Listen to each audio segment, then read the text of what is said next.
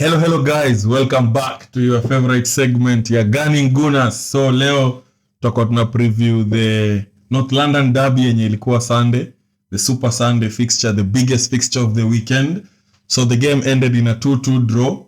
Very disappointing results ukiangalia na our aspirations this seasons, because we are trying to challenge Manchester City na so far wako na perfect record. 6 games played, 6 games won. Sisi tumeplay 4 games, 4 won, and then 2 draws. And the saddest bit is hizo 2 draws zote ziko at home. So it's very saddening that place tuna drop points ni home. We should be a fortress. We are still undefeated, although it's a small positive, but it is very useless, very needless, because haitusaidii in any way. And before I go into very many matters, ndangependa tu kusema we need to start managing now that gap ya 4 points. The maximum it can get to between Saina and January should be 5 points. Because we've seen City, how far they go. They can even win na 1 point huko May. So let's get into it kidogo. Tuangalie what went wrong where. So we are having a small injury crisis, very small. It shouldn't be used as an excuse for a team caliber yetu na whatever we are trying to go for, because Man City pia wako na enough share of injuries and they are still getting the job done. So tuko na Rice alitoka hiyo game with the back spasm, of which wanasema wana anticipate he will be ready for Bournemouth. Thomas Partey naye aliumia kitambo, should be ready in and around the next international break. Maybe rumors zinasema he might be fit for the City game. We don't know. Jurien Timber pia aliumia in our first game of the season ya Forest. Leandro Trossard pia couldn't make it to the North London Derby, and Martinelli Starboy pia aliumia. And then Saka alilimp off hiyo game ya Spurs. Arteta amesema leo kwa press conference that Saka will miss the Carabao Cup game and is starting to look like a doubt for the weekend game, for the weekend trip to Bournemouth at the Vitality Stadium. So nitaanza hii show na negatives kama kawaida, because we have the number of negatives tena zinajirudia, zinakuwa repeated na zina increase. Number 1, we conceded 2 goals. Number 1, bao ya Jorginho is another unforced error, a gift of nature, free gift, and you're giving it to people like Son, they will hurt you. The second goal, Saka alidefend Maddison vibaya. He should have, I said it in the first episode ya Gooners, we should learn how to take tactical yellow cards. Just pull his shirt there, because kwanza Saka ako mahali wrong. Positioning yake ilikuwa very wrong kwa hiyo defending action. And then the second culprit hapa ni one of my best players, because anakuanga very consistent, Ben White. The moment Saka has been beaten and Maddison is through, my friend, unafanya nini huko? Kama cross, muharakishe apige hiyo cross ya haraka, you block it or make him go through you before achague mse anaekea cutback. We gave Maddison, one of the best creative players in the league, a free shot to pick a cutback, and he picked Son, one of the best finishers in the league, and you know how it ended. So secondly, Jorginho alikuwa na very poor cameo, and I don't even want to talk about that. Alikuwa anakaa kama hayuko na pace ya game kabisa. Thirdly, ukiangalia another big issue, underperforming our XG. Nketiah tena alimiss another big chance akisaidiwa na mwenzake Gabriel Jesus. Big chance, they all missed one big chance each. And then football is a very funny sport, because they missed the chances in crucial moments. Time yenye we could have gone 2 and 3-0 up and the game is done by the 35th minute, because there's no way Spurs would come back from 3-0 down at the Emirates having their record. So again, we need to kill teams. We need to kill teams off, because we are giving teams so many chances to stay in the game. And I didn't like this game, because especially after Rice alitoka, it became a basketball game. We lost all the control. Spurs wakaanza kutu-attack repeatedly, consecutively. They started peppering our goal like the whole second half. We didn't do so much. So let's hope the injuries ni passing cloud and we will get better, because we really need people like Rice, or at least at minimum Thomas Partey. of which, speaking of Rice, that was not one of his best performances, but it's still early days. So let's move to another negative bad performer, David Raya. David Raya, like, alikuwa na very poor passing, cause hii pia inakuwa in conjunction with Nketiah being poor, because Raya alikuwa forced. Spurs pressed us so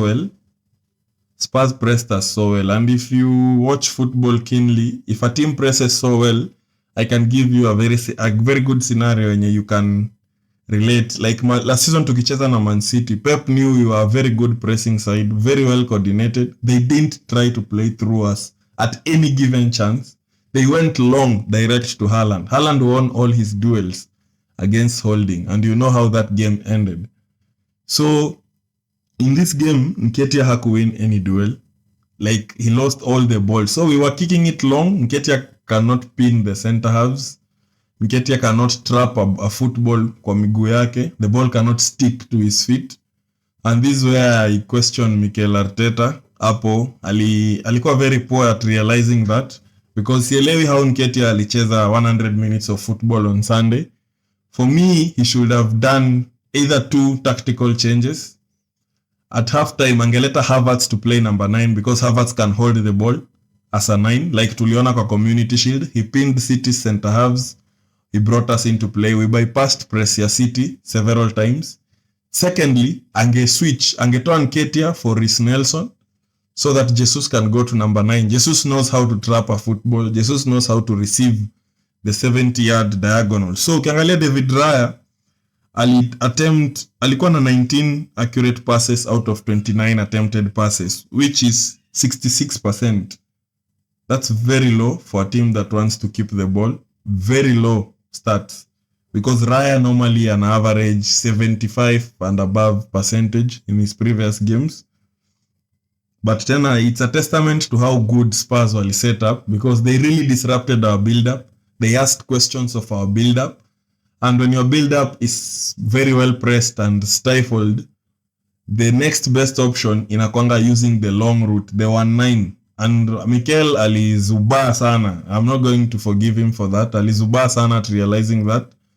Because we signed Raya because he's very good at kicking it long as compared to Ramsdale. So we didn't utilize that, because we gave him a dwarf against 2 towers who can't win those balls. Another person who had a very poor performance ni Martin Odegaard. The guy was very poor. By his standards, alikuwa na 68% pass completion. Those are Bruno Fernandes numbers. We don't accept midfielders. We don't accept midfielders who can't retain a football. We don't accept midfielders on this side who can't complete their passes. 68%, we don't do that here. Actually, in one of Odegaard's worst performances with the ball. His effort off the ball, we can't question it. He works hard. He chases around. He's among the leaders of our press from the front. So ukiangalia, in a testament to how Spurs set up, Postecoglou, I have to big him up. Alikuwa very brave. They pressed Arsenal. They didn't choke like they've been choking the previous games. They didn't come afraid, although in the first half they were dominated. But they really pressed Arsenal. Arsenal wali complete, because they really disrupted our play. Arsenal completed only 134 passes in the first half versus Tottenham. The 5th lowest tally in the first half of a home game, Premier League home game, since Mikel Arteta took over.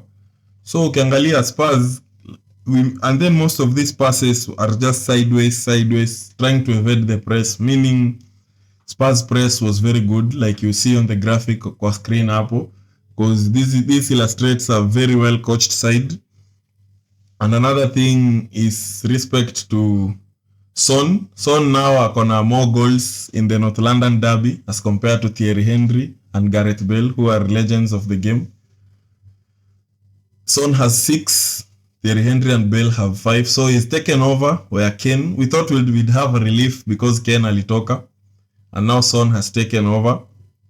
And then Son alifunga a brace in the North London derby for the first away at Arsenal for the first time since John Henry in a Premier League match 1993. So Son again is breaking records in the North London Derby. We thought tutaponea Juken alitoka. So ukiangalia small positives, very minute ones. Arsenal are 1 point off last season's tally ya total points. Last season at this point we had played 5-1-5, we had 15. Currently we have 14 points. So that 1 point means so much by what we are trying to do and what we are trying and what we want to achieve. But it's still early days. Only time will judge that. And another thing is that if Arsenal creativity may decrease, it's still not clicking for us in the final third, and it's for reasons zenye nasema, like kama Martin Odegaard being poor, sometimes being selfish, because Arsenal may decrease creativity kona 7.6 XG sahi. So that means every per match to average 1.3 XG. That's very minimal. Considering zile gifts tunapeana burnt offerings in games. We are giving out sacrifices, free sacrifices. So another small positive at home ni Saka amecheza 19 games na amekuwa na 19 goal involvements. So the star boy ni kama he comes to the occasion at the Emirates. He looks as sure as death hapo. We will get something out of him in every Emirates game. Yeah, so nikimalizia tu ningependa kusema we really need to fix up. The substitutions were poor in that game. Havertz had a poor cameo. Vieira had a poor game as well. And I'd also like to put rivalry aside. Niseme Spurs, they were well coached. They look a very good Premier League team right now. They're playing on the front foot. They are playing some proper football. I enjoyed the game. Shida tu nisinge enjoy sana because I am not a neutral. But again, I feel very ashamed that it got to a point. I was okay with settling for a draw against Spurs at home because it looked like they might nick it in the last 15 or so minutes because they had a very good second half. First half, sikuona Bissouma, Maddison, Sarr. I didn't see any of them. Second half, with the absence of Rice and then Jorginho came on, the gap started because the way we defend we need a 6 who can sniff danger and cover ground because Jorginho, on top of the error, defensively, the game became a basketball. One of the things I hate most. The game became end-to-end. It became a coin toss. So I can say it was a fair result for both teams. And another thing to emphasize on how well both teams were coached is, if you look, both teams had high turnovers, very high turnovers. And now this is where Arsenal's problem come in. Arsenal had 11 turnovers in Spurs' defensive third. 11. We won the ball high 11 times. Only 2 led to a shot. And we missed all those. Spurs had 5 high turnovers in that game. Only 1 led to a shot. And guess what? Guess who scored? So we need to be putting teams to bed. We keep teams in the game for so long until they sniff an opportunity to get back. So tell me what you think in the comments. If you think the title race is still on, if you think we are making too many changes, tell me the players you miss hapo kwa comments. And then nikimalizia with just one rallying call. I saw a tweet enye ilinifurahisha and I really like this account. It's usually a very positive account as opposed to many Arsenal accounts hapa nje. Alisema when we win, it's a family and togetherness. Drop points and it's just sad on this app. Point counting on players people don't like because it's also an issue I have. Every time we lose, kila mtu anaanzanga kuattack mwenye hapendi. Kila mtu anakufa na mtu wake, mwingine pia ata defend mtu wake. So it's like every time we are only a family when we win. So I think we need to rectify that as a fan base and everything will be well. Support your players. Kabisa. They need the support at the worst time. So thank you very much, Gunning Gooners. The title race is still on. 4 points si nyingi sana. We can beat them at the Emirates on October 8th. It becomes 1 point. And then we know Liverpool can do a job for us at Anfield. And then we are back. We are back in the race. So just manage the gap at 5 points. Thank you very much, Gunning Gooners.